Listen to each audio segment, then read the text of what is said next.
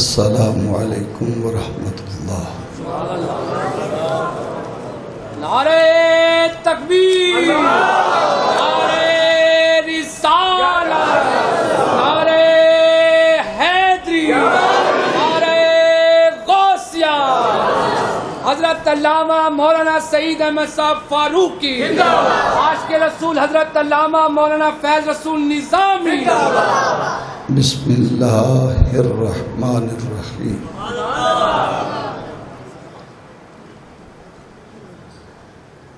نحمدہ ونصلی ونسلم علی رسولہ الکریم، اما بعد، بسم اللہ الرحمن الرحیم۔ وَإِن تَعُدُّوا نِعْمَةَ اللَّهِ لَا تُحْصُوهَا۔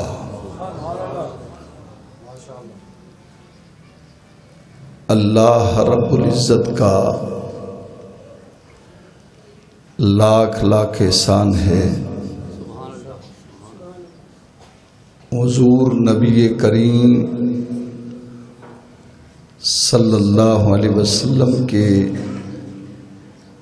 نالین پاک کا صدقہ اور آپ دوستوں کی دعاؤں سے اللہ رب العزت نے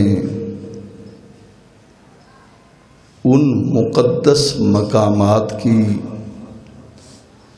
زیارت کرنے کا موقع نصیب فرمایا جن شخصیات کا نام لے کر دل تڑپتا ہے اور روح بھڑکتی ہے۔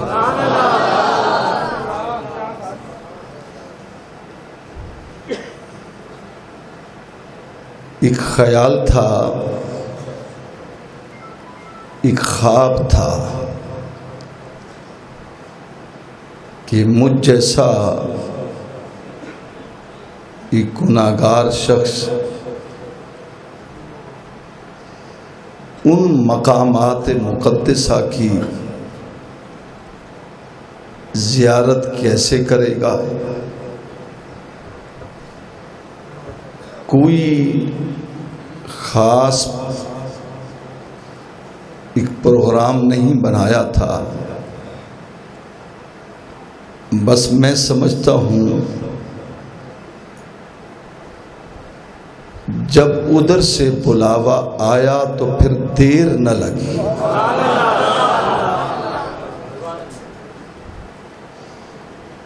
انسان کی زندگی مسلسل ایک سفر کا نام ہے۔ کوئی کاروبار کے لیے سفر کرتا ہے، کوئی بچوں کے رزق کو تلاش کرنے کے لیے دور دراز سفر کرتا ہے، کسی شخص کو سیر و سیاحت کا شوق ہوتا ہے تو وہ سفر کرتا ہے۔ مختلف انداز ہوتے ہیں، سفر کرنے کے طریقے ہوتے ہیں، مگر نبی کا غلام جب بھی سفر کرتا ہے تو اپنے نبی کی محبتوں کے لیے کرتا ہے۔ اس کے سامنے ایک منزل ہوتی ہے، ایک ڈیسٹینیشن ہوتی ہے، وہ منزل مقصود کو پائے نہ پائے مگر کوشش کرتا ہے کہ سفر کرے اور منزل اسے مل جائے۔ یوں تو آپ کی دعاؤں سے الحمدللہ 5 مرتبہ زیارت حرمین شریفین کے لیے سفر کیا۔ والد گرامی امام الخطبہ علامہ فیض رسول نظامی رحمۃ اللہ علیہ نے سب سے پہلا سفر ہم بھائیوں کو کرایا تھا تو وہ سرزمین حجاز مقدس کا تھا۔ بڑے بھائی جان قبلہ علامہ مفتی خورشید احمد صدیقی بھی تھے، میرے انتہائی پیارے بھائی صاحبزادہ وحید احمد عثمانی بھی تھے، اور ہمارا ایک سب سے چھوٹا بھائی قاری مطیع رسول سیدی صاحب سے چھوٹا تھا جس کا نام عطا رسول تھا، وہ بھی ہمارے ساتھ تھا۔ حج کر کے جب مدینہ طیبہ میں پہنچے تو مدینہ الرسول میں فجر کی اذان ہو رہی تھی اور اس کی روح پرواز کر گئی۔ بڑا دل خراش منظر تھا، ہمارا بچپن تھا، لاشعوری کا دور تھا۔ بس اتنا یاد ہے کہ ہم نے اپنی والدہ کی آنکھوں سے مسلسل چھلکتے ہوئے آنسوؤں کو دیکھا۔ بیٹا تھا، ہم دیکھ رہے تھے کہ بھئی یہ کیوں ایسا ہو رہا ہے، لیکن یکا یک نظر پڑتی ہے والد گرامی پر تو وہ مسکرا رہے ہیں۔ بیٹا فوت ہو گیا تو باپ مسکرا رہا۔ پوچھا گیا کہ آپ مسکراتے کیوں ہیں؟ کہا اس لیے مسکرا رہا ہوں کہ میرا حصہ مدینے میں مل گیا۔ پھر اس ہمارے چھوٹے بھائی کو عطا رسول کو جنت البقیع میں وہ جگہ ملی حضرت سیدنا عثمان غنی کے قدموں میں۔ گویا وہ ایک پہلا سفر تھا۔ اس کے بعد پھر عمرے پر گئے، پھر حج کیا، پھر عمرے پر گئے۔ وہ ایک مقدس سرزمین ہے، ہمارا ایمان ہے، ہمارا ایمان کا مرکز ہے۔ ہر انسان تڑپتا ہے، لاکھوں نہیں کروڑوں لوگ وہاں جا چکے ہیں اور واپس آ گئے، لیکن اللہ تعالیٰ نے جس سفر پہ ہمیں بھیجا وہ ایک عجیب سفر تھا۔ آپ کو وہ سارا سفر تو نہیں سنا سکتا، لیکن کچھ اس کے حصے آپ کو سناؤں گا تاکہ آپ کو شوق پیدا ہو کہ ہم بھی اس سفر کو جائیں جس سفر کو دیکھ کر اور سفر پہ چل کر ایمان زندہ ہوتا ہے، تازہ ہوتا ہے، روح زندہ ہوتی ہے۔ بہرحال عراق ایک بہت قدیمی ملک ہے، تاریخی ملک ہے، اور عراق کا دارالخلافہ بغداد شریف ہے، اور بغداد شریف میں یوں تو بے شمار مزارات ہیں، لیکن جب سب سے پہلے حاضری ہوئی شہنشاہ ولایت شہباز لامکانی قندیل نورانی، جن کا نام لے کر ہم جہاں تڑپتے ہیں، سوچتا تھا کہ کبھی غوث کے قدموں میں بھی جگہ ملے گی، حاضری ہوگی، وہاں دعائیں مانگنے کا بھی موقع ملے گا۔ 10 آدمیوں کا قافلہ ملتان سے حضور قبلہ شہنشاہ ولایت پیر طریقت حضرت سید ولی محمد شاہ صاحب رحمت اللہ تعالیٰ علیہ کے نور نظر، ان کے پوتے حضرت قبلہ صاحبزادہ پیر سید مخدوم علی حسین شاہ صاحب سجادہ نشین حضور چادر والی سرکار، ان کی قیادت میں یہ ملتان سے قافلہ گیا۔ خطیب ملت اسلامیہ علامہ الحافظ محمد فاروق خان سعیدی صاحب، اور میرے ملتان کا ایک عظیم نام نقیب محفل جناب صاحبزادہ حامد علی سعیدی صاحب، اور ملتان کے معروف ثنا خان جناب محمد نبیل یوسف، اور اسی طرح ایک مختصر سا قافلہ 30 آدمی کراچی سے، 40 آدمیوں کا قافلہ جب دربار غوث اعظم پہ پہنچا تو ایک عجیب کیفیت نہیں. آپ نے مدینہ طیبہ میں مکہ مکرمہ میں بہت سے لوگوں نے حاضری دی ہے.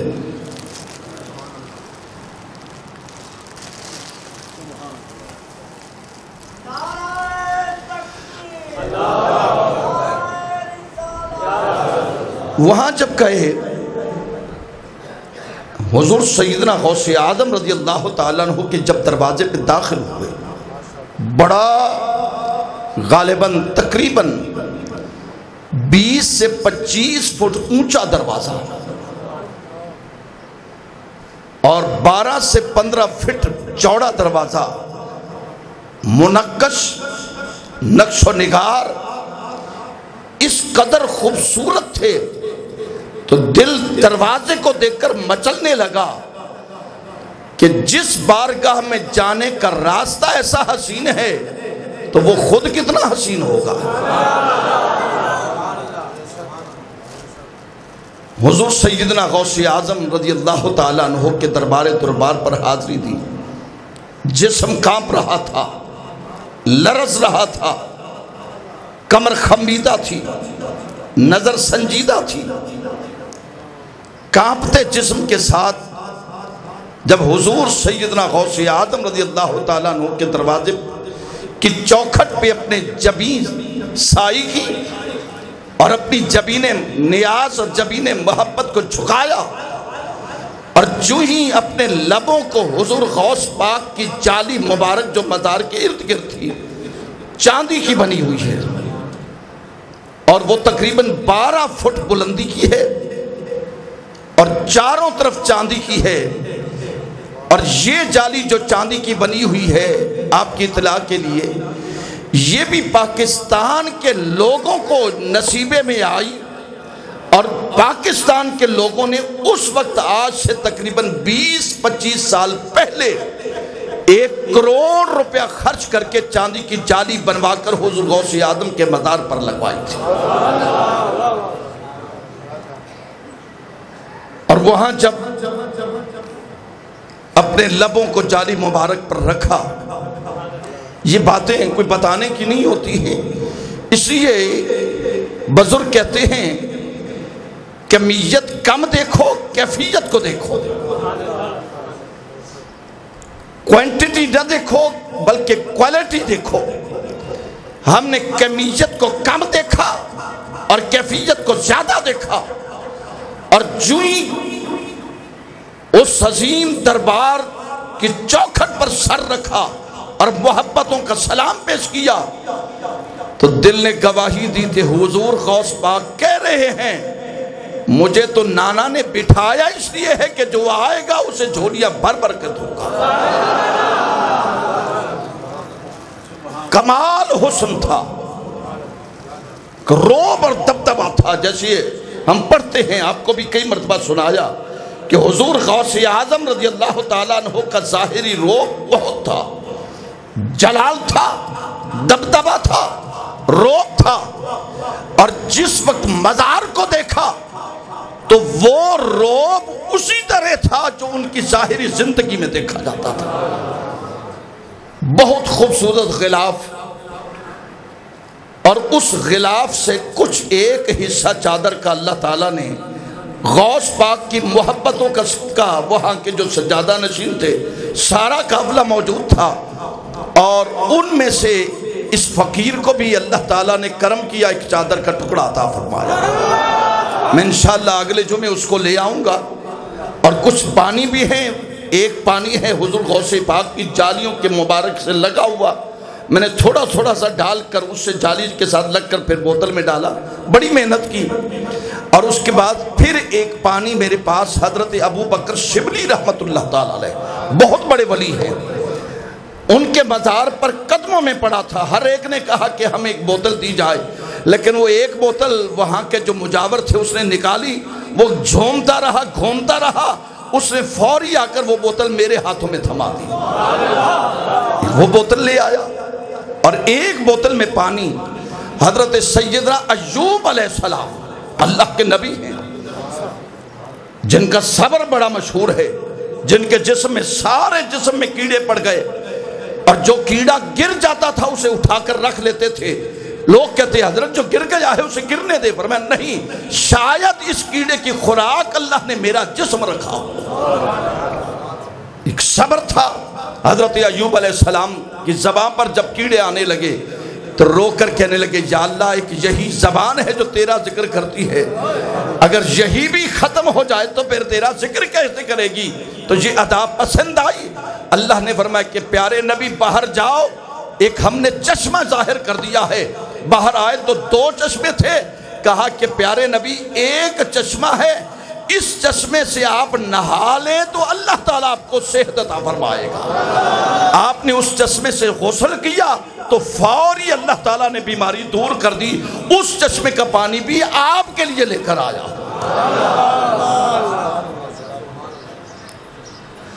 اور ایک بوتل ہے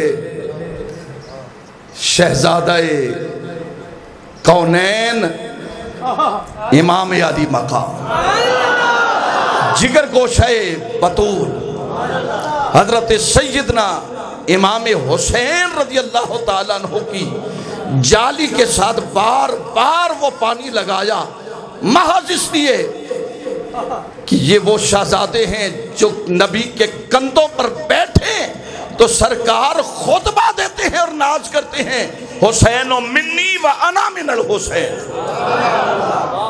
بہت سی مزارات ہیں۔ کہا جاتا ہے کہ اگر 6 مہینے بھی بغداد میں رہا جائے تو مزارات کی زیارتیں پھر بھی مکمل نہیں ہوتی، لیکن میں صرف آپ کو بتا رہا ہوں حضور غوث اعظم کے دربار پر حاضری دی، بڑی کیفیت تھی، گریہ ازاری تھی، دعائیں مانگی۔ اس کے بعد پھر حضرت سیدنا امام اعظم ابو حنیفہ، فقہ کے سب سے بڑے امام، 4 ائمہ ہیں، حضرت امام اعظم ابو حنیفہ، حضرت امام احمد بن حنبل، حضرت امام شافعی، حضرت امام مالک۔ امام احمد حنبل جو ہیں وہ حضور غوث اعظم کے استاد بھی ہیں اور ان کے مقلد بھی ہیں، روحانی استاد ہیں، ان کی تقلید انہوں نے کی ہے۔ حضرت سیدنا امام احمد بن حنبل، امام شافعی، امام مالک اور تمام ائمہ بالواسطہ یا بلا واسطہ حضور امام اعظم کے شاگرد ہیں، اور امام اعظم جو تابعی ہیں جنہوں نے 8 صحابہ کرام کا دیدار کیا ہے، اور امام اعظم کے متعلق سرکار نے فرمایا تھا کہ اگر میرا دین علم اوج ثریا میں بھی پہنچ جائے تو ایک شخص آئے گا جس کا نام نعمان ہوگا، وہ میرے دین کا پرچار کرے گا۔ بہت بڑے فقیہ تھے امام اعظم ابو حنیفہ رحمت اللہ تعالیٰ علیہ۔ ایک مرتبہ سیدنا جبریل علیہ السلام بارگاہ نبوت میں عرض کی یا رسول اللہ، حضرت سیدنا لقمان جن کی حکمت بڑی مشہور ہے، اللہ تعالیٰ نے ان کو بہت دانائی دی ہے، ایک دانے میں سے بڑی بڑی حکمتیں بیان کرتے ہیں، ان کی تعریف کی تو سرکار خاموش ہو گئے۔ تھوڑی دیر کے بعد اللہ نے فرمایا پیارے جبریل میرے نبی کو جا کر کہو وہ حکمت لقمان ہے، اور تیری امت میں کہ ایک شخص آئے گا جس کا نام نعمان ہوگا، اس کے والد کا نام ثابت ہوگا، اور جب وہ تیرے دین کا پرچار کرے گا ہر مشکل مسئلے کو حل کر دے گا۔ امام اعظم ابو حنیفہ رحمت اللہ تعالیٰ علیہ کے مدار پر بڑی ایک کیفیت تھی۔ سیدنا امام مالک، امام ابو حنیفہ رحمت اللہ تعالیٰ علیہ رضی اللہ تعالیٰ عنہ کے مزار پر حاضری دینے کے بعد پھر حضرت سیدنا سلمان فارسی جن کی عمر 350 سال ہے، میں خطاب نہیں کر رہا، میں صرف اپنی ایک رویداد، کیونکہ ایک ایک کو بتاؤں تو بڑا وقت لگے گا۔ آپ تشریف لائے ہیں، آپ کو اس لیے بتا رہا ہوں کہ آپ کے دل میں شوق پیدا ہو، اور میں نے اپنے دوستوں سے جب ذکر کیا تو انہوں نے بھی کہا کہ ہم جناب ہمیں بتاتے، ہم ساتھ چلتے، تو انشاءاللہ آپ اگر چاہیں گے تو انشاءاللہ، کیونکہ اب سارے راستے دیکھے ہیں، سارے مزارات دیکھے ہیں، سب کے حالات، اور جس خانقاہ پر جس مزار پر جاتے کبھی کبھی فقیر اس صاحب مزار کے حالات بیان کرتا اور کبھی کبھی حضرت علامہ فاروق خان سعیدی، اور وہ لوگ حیران ہو جاتے کہ آپ کہاں سے لے کر آئے ہیں؟ ہم نے کہا جب ملتان سے چلے تھے تو ہم نے چاند بزرگوں کے حالات زندگی پڑھے تھے تاکہ بتایا جائے کہ جس کے پاس جا رہے ہیں اسے فیض لینے کا طریقہ کیا ہوتا ہے۔ حضرت سلمان فارسی جن کی عمر 350 سال، بعض لکھتے ہیں 250 سال، چلو 250 سال، یہ حضرت عیسیٰ علیہ السلام کے تابعی ہیں۔ آپ نے حضرت عیسیٰ علیہ السلام کے صحابی کو دیکھا ہے، مختلف جگہوں سے چلتے چلتے، یہ پہلے مجوسی تھے، آگ کی پوجا کرتے تھے، ان کا خاندان، لیکن باپ نے جب کہا کہ آگ کی پوجا کرو تو آپ نے کہا کہ میں آگ کی پوجا نہیں کرتا، میں اس کی عبادت کروں گا جو تمام جہانوں کا رب ہے۔ مختلف جگہوں سے ہوتے ہوئے، بکتے ہوئے، خریدتے ہوئے جب آئے، میں اختصار کے ساتھ عرض کر رہا ہوں، آپ سنیں ذرا اسے۔ حضرت سلمان فارسی رضی اللہ تعالیٰ عنہ فرماتے ہیں مجھے ایک راہب ملا جو عیسیٰ علیہ السلام کے ماننے والا تھا، اس وقت تقریباً ان کی عمر 300 سال تھی۔ انہوں نے کہا کہ سلمان یہیں ٹھہر جاؤ، اس جگہ کے قریب ایک بستی ہے جس کا نام ہے یثرب، یہاں ایک نبی آخر الزمان آئے گا اور ہجرت کر کے مدینہ میں آئے گا، اور میں تمہیں اس کی 2 نشانیاں بتاتا ہوں، اگر وہ تمہیں مل جائے میرے بھی سلام کہنا اور اس پر ایمان لے آنا۔ حضرت سلمان فارسی رضی اللہ تعالیٰ عنہ فرماتے ہیں میں وہیں بستی میں رہا، مختلف لوگوں نے مجھے خریدا، پھر بیچ دیا، پھر خریدا، پھر بیچ دیا، لیکن پتہ چلا کہ سرکار یثرب میں آ گئے ہیں، مدینہ طیبہ میں آ گئے ہیں۔ میں نے شہرت سنی تو پہنچا، اس نے 2 باتیں بتائی تھی کہ ایک بات تو یہ ہے کہ وہ صدقہ نہیں لے گا، وہ ہدیہ لے گا، صدقہ اور ہے، ہدیہ اور ہے۔ دوسری چیز یہ ہے کہ ان کی پیٹھ کے پیچھے مہر نبوت ہوگی۔ اب حضرت سلمان فارسی فرماتے ہیں میں سرکار کی ملاقات کے لیے آیا تو میں نے سرکار کو کچھ پیش کیا، کھجوریں پیش کی، تو آپ نے پوچھا یہ کیا ہے؟ میں نے کہا حضور صدقہ ہے، فرمایا میں نہیں کھاتا۔ آپ نے وہ صدقہ لے کر غربا میں، صحابہ میں تقسیم کر دیا۔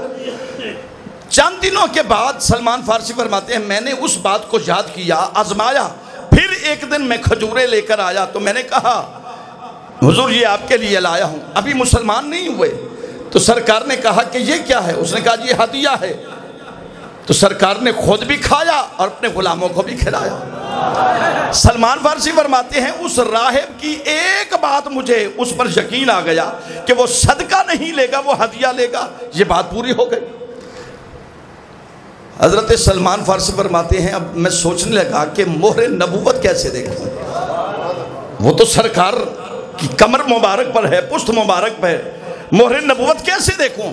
تو حضرت سلمان فارسی فرماتے ہیں میں سرکار کی پیٹھ کے پیچھے بیٹھا رہا، سوچتا رہا، تو سرکار اٹھے، کھڑے ہوئے اور یوں دیکھ کر سلمان فارسی سے کہا سلمان فارسی قریب آؤ، سلمان قریب آؤ، کہتے ہیں میں قریب آیا، سرکار نے اپنا کرتا اٹھایا، فرمایا جو راہب نے کہا تھا وہ دیکھ لو۔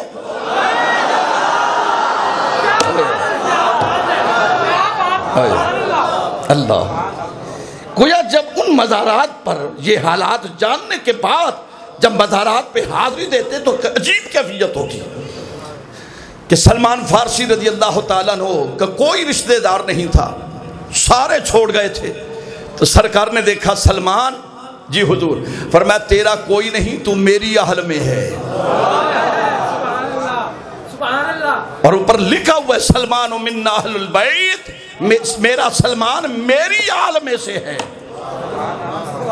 سرکار نے فرمایا سلمان یہ دیکھ لو جو راہب نے کہا۔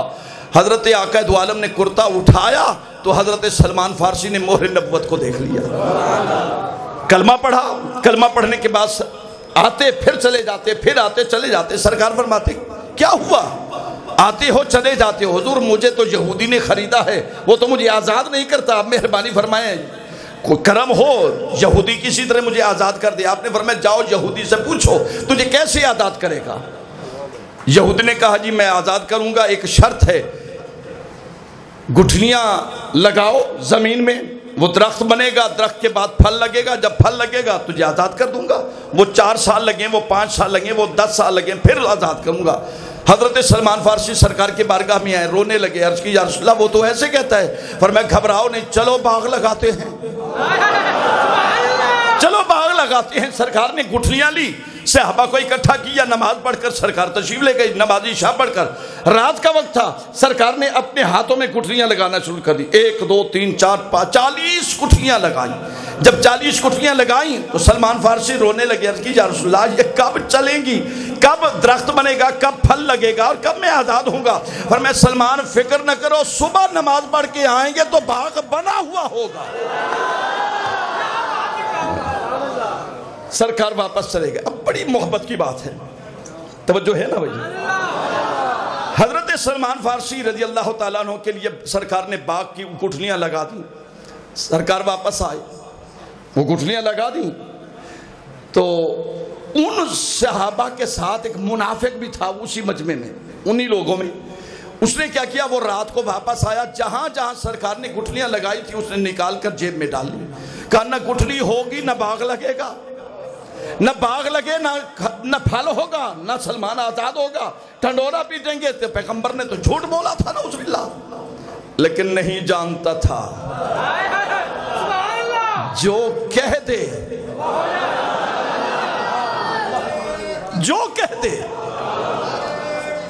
سید دو عالم صلی اللہ علیہ وسلم صبح نماز پڑھائی، بڑی مہربانی.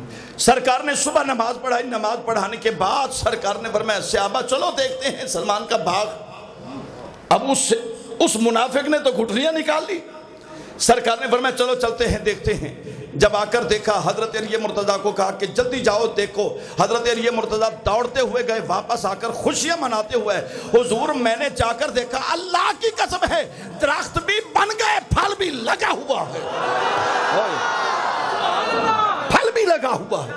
صحابہ خوش، میرے آقا جھوم جھوم کر جا رہے ہیں. حضرت سیدنا سلمان فارسی کا ہاتھ پکڑا ہوا، ہاتھ پکڑا ہوا، اور جو لہراتے ہوئے جھومتے ہوئے جا رہے ہیں. سرکار جو حضرات دبئی گئے ہیں، آپ میری اس بات کی تائید کریں گے، میں نے دبئی کی متحدہ عرب کی تمام ریاستوں میں جا کر الحمدللہ تقاریر کی ہیں. دبا گیا، فجیرہ گیا، ابو ظہبی گیا، اور اسی طرح شارجہ گیا، دبئی گیا، دبئی بر گیا، جس تمام علاقوں میں گیا. وہاں کے کھجور کے، یہاں ہمارے درختوں بڑے لمبے لمبے ہیں کھجور کے، لیکن وہاں آپ بیٹھ جائیں تو بیٹھ کر بھی ہاتھ اونچا کر کے کھجور نکال سکتے ہیں. یعنی چھوٹے چھوٹے درخت ہیں، قد ان کے چھوٹے ہیں. تو حضرت سیدنا آقا دو عالم نے فرمایا کہ اچھا باغ لگ گیا؟ حضور لگ گیا. فرمایا علی جی حضور. فرمایا کھجوریں لاؤ. سیدنا علی مرتضیٰ کھجوریں لے کر آئے. فرمایا ایک ایک تقسیم کر دو. حضرت ابو بکر صدیق کو دو. پہلے ابو بکر صدیق نے کھائی. فرمایا ابو بکر جی حضور. فرمایا کھجور کھا لی.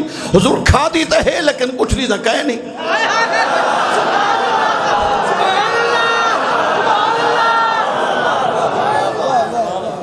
حضور گٹھلی نہیں. سرکار مسکرائے، خاموش ہو گئے. میں عمر، حضور میں نے کھائی، گٹھلی تو ہے ہی نہیں. عثمان میں نے کھائی، گٹھلی تو ہے نہیں. علی حضور میں کھاتا ہوں، کھائی تو گٹھلی نہیں. حضور جی کیا وجہ؟ سرکار نے فرمایا بس ٹھیک ہے، پردہ رکھا. سرکار نے پھر بھی پردہ رکھا، لیکن صحابہ نے کہا حضور یہ کیسی کھجور ہے جس کی گٹھلی ہی نہیں؟ سرکار نے فرمایا صحابہ بتاؤں تمہیں. اب وہ منافق بھی اسی میں کھڑا تھا جس نے وہ تمام گٹھلیاں نکال لی تھی. اب اس کا تو خیال تھا کہ نہ گٹھلیاں ہوں گی، نہ باغ لگے گا، نہ پھل لگے گا، نہ سلمان آزاد ہوگا. سرکار مسکرائے. فرمایا صحابہ کھجوریں تم کھاؤ، گٹھلیاں او منافق کھڑے ہوئے ان دی جیب وچ پے ہوئے. وہ حضرت سیدنا سلمان فارسی، ان کے مزار کے قریب حضرت خزیمہ ابن یمان، وہ بھی صحابی رسول ہے، اور ان کے ساتھ حضرت عبداللہ ابن جابر رضی اللہ تعالیٰ عنہ. ان کا مزار دریائے دجلہ، وہ دریائے دجلہ بھی دیکھ کر آیا ہوں جہاں حضور غوث اعظم نے اشارہ کر کے 12 سال کے بعد دلہا کی بیڑی کو نکالا تھا. اور پھر ایک بات آپ کو اور نہیں بتاؤں جی، شوکت بھی آپ سن کر حیران نہیں خوش ہوں گے.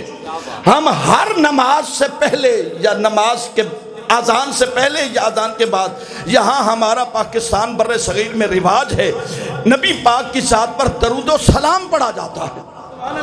الصلاۃ والسلام علیکہ یا رسول اللہ پڑھتے ہیں نبی اذان کے پہلے یا اذان کے بعد. اذان کے بعد تو حدیث پاک بھی ہے سرکار نے فرمایا کہ جب اذان ہو جائے تو مجھ پر درود پڑھو, لیکن ہم اذان سے پہلے پڑھتے ہیں. اس کی وجہ کیا ہے؟ اکثر مساجد میں ہوتا ہے کہ سپیکر جب چلاتے ہیں تو, لیکن جب ہماری مسجد میں سپیکر آن ہوتا ہے تو ہم جو بجاتے نہیں ہیں یوں بھی نہیں کرتے, ہم صلاۃ و سلام پڑھ کر چیک کرتے ہیں سپیکر ٹھیک ہے یا خراب ہے. صلاۃ و سلام ہوتا ہے نا, لیکن ڈویژن جانا ہے. اچھا چلو عرفان صدیقی صاحب اللہ تعالیٰ آپ کو سلامت رکھیے. یہ سب لوگ, میں خدا کی قسم وہاں ایک ایک مدار پر گیا, میں نے تصور میں بیٹھ کر نماز جمعہ کا منظر رکھا اور دائیں سے لے کر بائیں تک جتنے بھی بیٹھے تھے میں نے کہہ دیا حضور غوث اعظم یہ سارے مجمع میں سارے لوگ آپ کے پیش کر رہا ہوں, تو جانتے ہونا دے تو ہی جانے. اب حضور غوث اعظم کے مزار پر جب آذان ہوتی ہے, آذان کے فوری بعد وہی مؤذن پڑھتا ہے الصلاۃ والسلام علیکہ یا حبیبنا یا حبیب رسول اللہ. یہ صلاۃ و سلام پڑھتے ہیں. جو لوگ کہتے ہیں کہ میاں تم کیوں پڑھتے ہو, انہوں نے ان کو کہنا کہ یہ پاکستان میں رواج نہیں ہے, بلکہ عرب میں جا کر دیکھو غوث کے دربار میں بھی صلاۃ و سلام پڑھا جا رہا. ہمارے ملنے والے ہیں حضرت قبلہ علامہ پیر سید لخت حسنین شاہ صاحب, یو کے میں ہوتے ہیں. انہوں نے بھی مجھے یہ بات بتائی اور پھر میں نے وہ سن کر اپنے سینے میں رکھ لی. لیکن اس کے بعد جگر گوش غزالی دورہ مفکر اسلام علامہ حامد سعید کاظمی شاہ صاحب دامت برکاتہم العالیہ, انہوں نے فرمایا کہ جب میں فلسطین میں گیا, بیت المقدس میں گیا, بیت المقدس میں جب آذان ہوئی تو آذان کے فوری بعد صلاۃ و سلام پڑھا گیا. آپ دور نہ جائیں تو حضرت قبلہ صاحبزادہ سید مفکر اسلام حامد سعید کاظمی شاہ صاحب سے پوچھ لے, تو گویا یہ صلاۃ و سلام پڑھنا یہ محبت رسول کا تقاضا. اب حضرت خدیمہ ابن جمان اور حضرت سیدنا عبداللہ ابن جابر کا واقعہ بڑا خوبصورت واقعہ. آپ کا مزار دجلہ کے قریب تھا, دونوں کا مزار دجلہ کے قریب. دجلہ جو دریا ہے چوڑائی زیادہ نہیں لیکن گہرائی بہت زیادہ ہے. دجلہ کے قریب, یہ بھی عراق میں ہے, بغداد شریف میں ہے. ان کا مزار وہی تھا. اس دور کے بادشاہ فیصل کو حضرت سیدنا عبداللہ ابن جابر اور حضرت خدیمہ ابن جمان نے خواب میں کہا کہ ہماری قبروں میں دریا کا پانی آ گیا ہے, لہذا ہماری قبریں منتقل کی جائیں, دوسری جگہ منتقل کی جائیں. بادشاہ کہتے ہیں میں نے یہ خواب کی بات تھی, میں نے پرواہ نہ کی. دوسرے دن پھر خواب آیا کہ جلدی کرو ہمارے جسموں کو یہاں سے نکالا جائے اور کسی اور جگہ منتقل کیا جائے. بادشاہ کہتا ہے میں نے دوسرے دن بھی خیال نہ کیا. تیسرے دن عراق کے بہت بڑے مفتی, وقت کے مفتی حضرت عبداللہ ابن جابر نے ان سے کہا, ہم نے بادشاہ وقت کو کہا ہے لیکن اس نے سنا نہیں ہے, اس نے عمل نہیں کیا. آپ مل کر ہمارے جسموں کو یہاں سے نکالیں اور کسی اور جگہ منتقل کریں. مفتی صاحب نے بادشاہ وقت کو کہا, علماء کو بلایا, اور جب ان کے مزارات کے کھودنے کا وقت آیا, اعلان ہوا, پورا اعلان ہوا, تاریخ طے ہو گئی کہ 10 ذی الحج کو ان کے مزارات کو دوسری جگہ شفٹ کیا جائے گا. اب ظاہر ہے کہ لوگوں میں ایک تڑپ ہے, محبت ہوتی ہے. تو دیگر ممالک شام, یمن, فلسطین, قرب و جوار کے جتنے بھی ممالک تھے, مصر تک, ان کی اقوام اور ان کے بادشاہوں نے پیغام بھیجا کہ آپ اس تاریخ کو نہ کھولیں بلکہ 10 دن بعد. وجہ کیا ہے؟ ہم چاہتے ہیں کہ حج کر کے جب واپس آئیں تو لاکھوں کی تعداد میں یہ نظارہ اپنی آنکھوں سے دیکھیں کہ کس طرح ان کو شفٹ کیا جا رہا ہے. تاریخ بدل دی گئی. تقریباً 22 ذی الحج کو، یہ آج سے تقریباً 1320 سال پہلے کی بات ہے. 1320 سال پہلے کی بات ہے، جب لاکھوں کی تعداد میں حضرت خزیمہ ابن یمان اور حضرت عبداللہ ابن جابر کے قبروں کو کھودا گیا تو وہ لوگ کہتے ہیں اتنی خوشبو تھی. اور جب ہم نے ان کے قبروں سے مٹی اٹھائی تو یوں لگتا تھا یہ کوئی 100 سال پہلے کے دفن نہیں ہیں بلکہ کل دفن ہوئے ہیں. جن کو مٹی نے کفن تک بھی ہاتھ نہ لگایا، مٹی نے چھوا بھی نہیں. اگلی بات جو سنیں، جب ان کے لاشیں دونوں حضرات کی جسد مبارک کو نکالا گیا، اب دوسری جگہ شفٹ کرنے لگے تو طے یہ ہوا کہ ان کو حضرت سیدنا سلمان فارسی کے ساتھ ہی دفن کیا جائے. وہاں جب لے آئے تو جرمن کا ایک ڈاکٹر اور جرمن کی ایک بہت بڑی کمپنی، اس نے پورا انتظام کیا تھا تاکہ یہ لوگ دیکھیں، انتظام کیا تھا. اور جرمن کا ایک بہت بڑا ڈاکٹر تھا، اس نے کہا مجھے ذرا دیکھنے دو. جب اس نے آنکھ کھول کر آنکھوں کا معائنہ کیا تو اس نے اسی وقت کلمہ پڑھنا شروع کر دیا. لوگوں نے کہا تمہیں کیا ہوا؟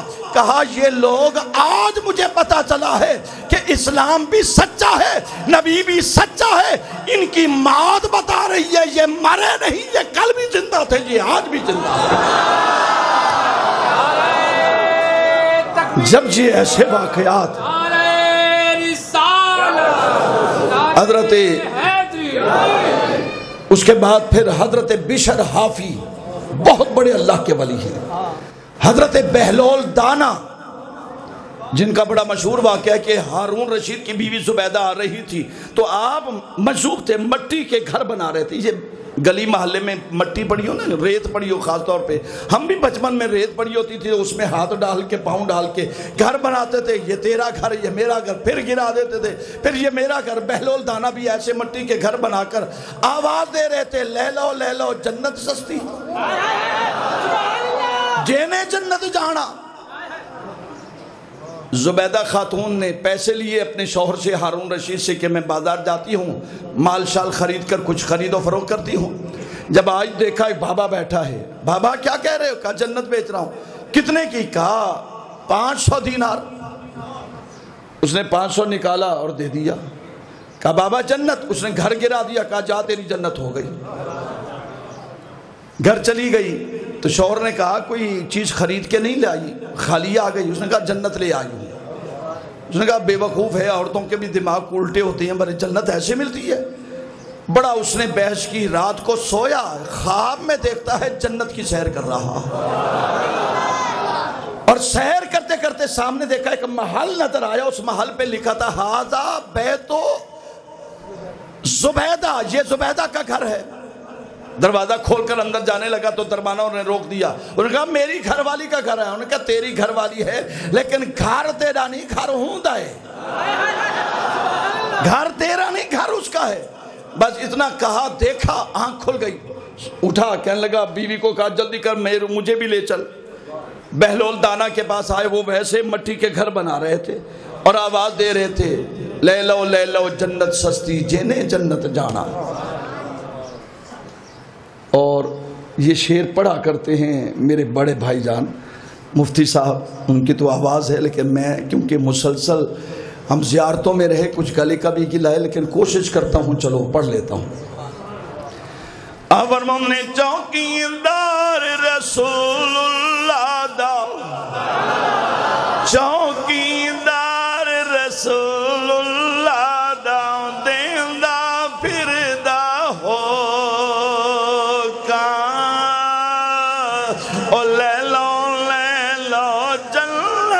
سستی اے مولا دیا لوکا. بڑی قابل توجہ بات ہے. ہارون رشید آیا کہ بابا کیا کر رہے ہو؟ کہا جنت بیچ رہا ہوں. مجھے بھی ملے گی؟ ہاں ملے گی. کتنے کی؟ وہ تو 500 درہم لے کر دینار لے کر آیا تھا. بابا کتنے کی؟ کہا 5000. وہاں کے بابا ایک نہیں ہے ایڈا ریٹ 5000. ہارون رشید نے کہا کل تو میری بیوی، توجہ ہے نا بھئی، کل تو میری بیوی 500 میں لے گئی، آج 5000. تو بہلول دانا تڑپ اٹھا. کہا بادشاہ کل سودا بن دیکھے تھا. نہیں سمجھا.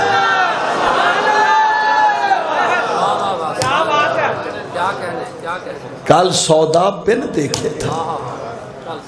بہلول دانا حضرت ابو بکر شبلی رحمت اللہ علیہ، ہر مزار پہ اپنی کیفیت تھی.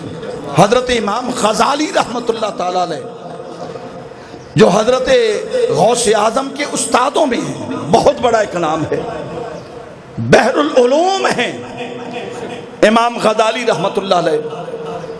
حضرت سیدنا معروف کرخی رحمت اللہ تعالیٰ علیہ، یہ بغداد کی زیارتیں ہو کر پھر پہنچے ہم مولا کائنات کے دربار میں. ایسا خوبصورت. کوفے میں گئے، کوفے میں گھر دیکھا، بڑا رونا آیا، زارو قطار خود بخود آنسو نکلے. مکان تھا حضرت مولا علی کا. اندر گئے، چھوٹا سا کمرہ، زیادہ سے زیادہ 5 فٹ چوڑا اور 8 فٹ لمبا. اوپر لکھا ہوا تھا یہ ایک کمرہ ہے جہاں امام حسن امام حسین دونوں اکٹھے رہتے تھے. امام حسن اور امام حسین دونوں اکٹھے ایک ہی کمرے میں. ایک کمرہ تھا حضرت سیدہ بی بی زینب کا، اور وہ جگہ آج بھی موجود ہے جہاں حضرت سیدنا علی مرتضیٰ کو غسل دیا گیا، اور وہ جگہ آج بھی موجود ہے جہاں حضرت سیدنا مولا کائنات نے پاؤں لگایا تو چشمہ جاری ہوا تھا. میں وہ چشمے کا پانی بھی لے آیا ہوں. اور ایک بڑی خوبصورت بات سب کے لیے میں بتا رہا ہوں، بڑی نصیحت ہے اس میں. حضرت امام حسن اور امام حسین دونوں کے درمیان تھوڑی سی بات ہوئی. حضرت امام حسن ناراض ہو کر اپنے گھر میں اپنے کمرے میں چلے گئے. اب امام حسین کا بھی تو کمرہ وہی تھا، وہ چلے گئے اپنی بہن کے حجرے میں. بہن کے حجرے میں چلے گئے تو امام حسین نے وہاں جا کر کاغذ اور قلم اٹھایا اور خط لکھا اپنے بھائی جان کو. تھوڑی سی رنجش ہوئی نا بھائیوں میں، کچھ زیادہ بھی نہیں. وہ حضرت امام حسن اپنے حجرے میں چلے گئے، امام حسین اپنی بہن کے کمرے میں آ گئے. ایک خط لکھا اور کہا بھائی جان امام حسن السلام علیکم ورحمت اللہ. میں نے سنا ہے سرکار نانا جان نے فرمایا تھا کہ جو کسی کو منانے میں پہل کرتا ہے وہ جنت میں پہلے جائے گا. میں نے خیال کیا ہے کہ آپ کو منانے آؤں، لیکن جنت میں تو میں جاؤں گا. آپ ایسا کریں مجھے آئیں اور منا جائیں تاکہ جنت میں بھی آپ پہلے جائیں. اللہ. جب یہ بات وہاں سنا کہ بلا عجیب کیفیت تھی. وہ چھوٹے چھوٹے گھر، وہ اس قدر خوبصورت جگہ، مکان کو دیکھ کر بڑا خود بخود آنسو آئے کہ جنت کے مالک ہوں اور گھر کتنے چھوٹے چھوٹے ہیں، لیکن وہیں بیٹھے ہیں. اس کے بعد وہ جگہ بھی دیکھی، محراب دیکھا جہاں مولا کائنات پر نماز کی حالت میں انہیں پہ خنجر چلایا گیا. بڑا جلال ہے مولا علی کے دربار پر، کمال ہے. اتنا خوبصورت، منوں نہیں بلکہ ٹنوں کے حساب سے سونا لگا ہوا، سونا لگا ہوا. وہاں سے چلے پھر آئے کربلا شریف میں. حضرت سیدنا عباس رضی اللہ تعالیٰ عنہ کا بہت خوبصورت روضہ. پھر چلے حضرت امام حسین کے مزار پر جب آئے تو ہر قدم لڑکھڑا رہا تھا اور سوچ رہے تھے کہ اس کے دربار میں جا رہے ہیں جسے مصطفیٰ کندھوں پر بٹھا کر خطبہ دیا کرتے تھے. وہاں جا کر جاریوں کو چوما، دل کانپ رہا تھا. پھر ایک ایسی جگہ آئی، دوستوں نے بتایا آئی یہاں ہیں. وہاں گئے تو اوپر لکھا ہوا تھا یہ وہ جگہ ہے جہاں امام حسین کا سر قلم ہوا تھا. وہ بڑی خوفناک جگہ ہے، دل ہلا دینے والی جگہ، اور اندر اس پہ سرخ لائٹیں لگی ہوئی، یوں لگتا ہے جیسے خون کے فوارے اب بھی نکل رہے ہیں۔ وہ جگہ جو بات آپ کو بتا رہا ہوں، اس کے سامنے ایک ٹیلہ ہے، جس ٹیلے پر حضرت سیدہ زینب کھڑی تھی۔ جس وقت حضرت امام حسین آئے نا میدان کربلا میں، آپ جرت و دلیری کے ساتھ مقابلہ کر رہے تھے، تو ظالموں نے مل کر آپ پر تیروں کی بارش کی، تو بہن دیکھ رہی تھی اپنے خیمے سے باہر ہی۔ وہ خیمے اب بھی موجود ہیں، وہ جگہ جہاں حضرت عباس کا خیمہ، ادھر حضرت قاسم کا خیمہ، ادھر حضرت علی اکبر کا خیمہ، اور امام حسین کے ساتھ حضرت بی بی زینب کا ایک ہی خیمہ تھا۔ وہاں وہ تاریخ والے لکھتے ہیں کہ جب حسین پاک کو اپنے ماں کی یاد ستاتی تو پردہ اٹھا کر اپنی بہن کو دیکھتے کہا، بہن جب تجھے دیکھتا ہوں تو مجھے ماں فاطمہ یاد آتی ہے، اور جب حضرت زینب کو اپنے باپ یاد آتے تو پردہ اٹھا کر بھائی کو دیکھ لیتی اور کہتی کہ بھائی جب تجھے دیکھتی ہوں مجھے بابا علی یاد آتے ہیں۔ حضرت زینب وہاں سے چلی، یہ واقعہ آپ نے پہلے کبھی نہیں سنا ہوگا، وہاں سے چلی، ایک اونچے ٹیلے پر آ کر کھڑی ہو گئی، دیکھا تو شمر ظالم بدبخت خنجر ہاتھ میں لے کر لہراتا ہوا آ رہا ہے۔ حسین ابن علی سر سجدے میں ہیں، تیروں کی بارش، تیر لگے ہوئے، 360 تیروں کے نشان۔ اس جسم کو زمین پر رکھا، گردن جھکائی، بہن نے دور سے آواز دی، زمین کو مخاطب ہو کر کہا، زمین ذرا اونچی ہو جا تاکہ بہن اپنے بھائی کا دیدار کر لے۔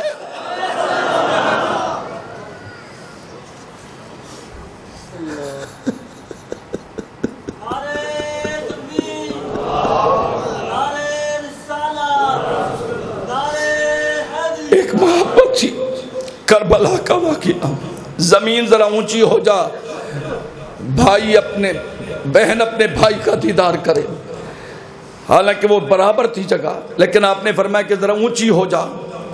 جب امام حسین رضی اللہ تعالیٰ عنہ کے کانوں میں بہن کی آواز آئی تو حضرت حسین نے سر سجدے سے اٹھا کر کہا، زمین اونچی نہ ہو، نیچے ہو جا تاکہ بھائی کو ذبح ہوتے ہوئے بہن نہ دیکھے۔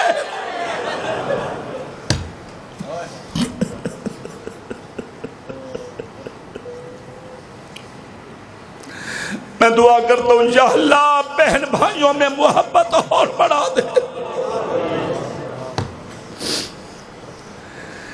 بار بار کہا کہ زمین ذرا اونچی ہو جا، میں اپنے بھائی کا دیدار کروں۔ حسین پاک نے کہا زمین نیچے ہو جا۔ جب یہ کہا حسین نے کہا تو زمین نیچے ہو گئی۔ جہاں امام حسین کا مزار ہے وہ سارا علاقہ اونچا ہے، لیکن جہاں شہادت ہوئی گردن کاٹی گئی وہ جگہ نیچے ہے۔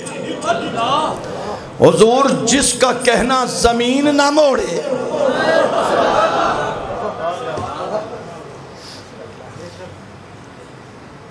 پھر وہ خیمے جا کر دیکھے، دریائے فرات دیکھا، جس فرات کے کنارے پر خیمے لگے ہوئے تھے، اور وہ جگہ ایک جگہ جہاں جسم کانپ گیا۔ حضرت بی بی سیدہ سکینہ نے ہاتھ جوڑے تھے، خیمے میں حضرت علی اصغر تڑپ رہے تھے پیاس کی وجہ سے، ہاتھ باندھے کہا چچا عباس میرا ویر تڑپ رہا ہے، اس کے لیے پانی لاؤ۔ عباس نے بی بی سکینہ کی اور علی اصغر کی پیاس کو دیکھا، اس کی ادا کو دیکھا تو چلے گئے۔ پانی بھر کر آ رہے تھے، ظالموں نے تیر مارا، حضرت عباس کا بازو قلم ہو گیا، وہ جگہ موجود ہے، اور دوسرا بازو جہاں قلم ہوا وہ بھی جگہ موجود ہے۔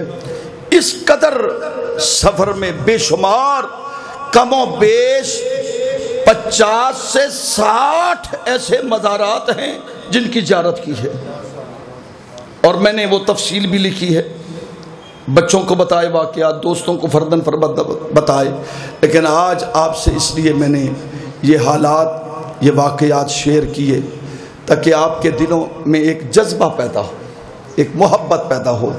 اللہ تعالیٰ آپ کے صدقے میرے سفر کو قبول فرمائے۔ جو فیضان لے کر آیا ہوں اللہ اسے مجھے محفوظ رکھنے بھی کی توفیق عطا فرمائے، سنت عطا فرمائے۔